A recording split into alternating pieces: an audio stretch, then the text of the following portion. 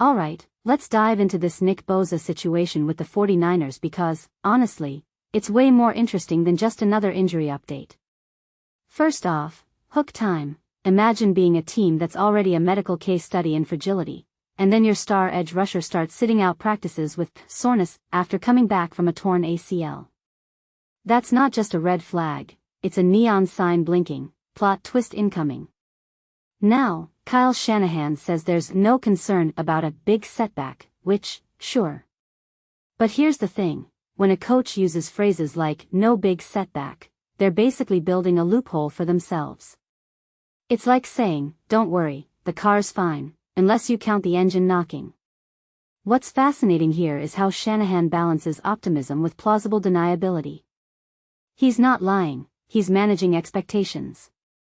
And in the NFL, that's half the game. Let's unpack the soreness angle. Bosa's absence isn't a new injury, but soreness after an ACL? That's the kind of detail that makes me lean in.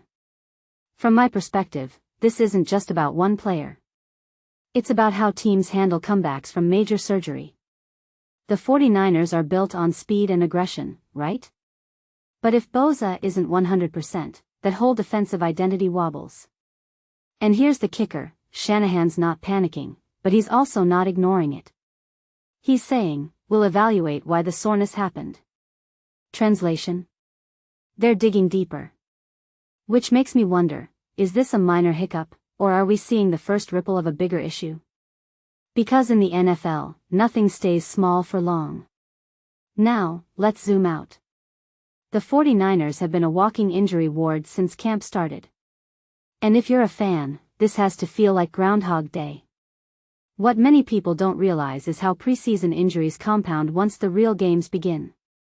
It's not just about missing practice, it's about rhythm, chemistry, and trust in the medical staff. Shanahan's calm tone is a PR shield, sure, but it also reflects a harsh truth. In this league, you're always one tweak away from chaos. And if you're the 49ers, you've already cashed that check a dozen times. The bigger question isn't Bosa's soreness, it's whether this team can ever catch a break. Because at some point, luck becomes a skill, right? But here's the twist I'm chewing on. Could this soreness actually be a blessing? Hear me out. The 49ers have a history of hypermanaging stars to keep them fresh for October. Maybe this is just Bosa's body recalibrating, and they're erring on the side of caution. In my opinion, Shanahan's comment about evaluating the cause is the real story. If they find a tweakable issue, say, his mechanics are off post-ACL, they fix it now instead of later. That's proactive, not panic. And if they don't? Well, then we're back to worrying about the 49ers' infamous injury curse.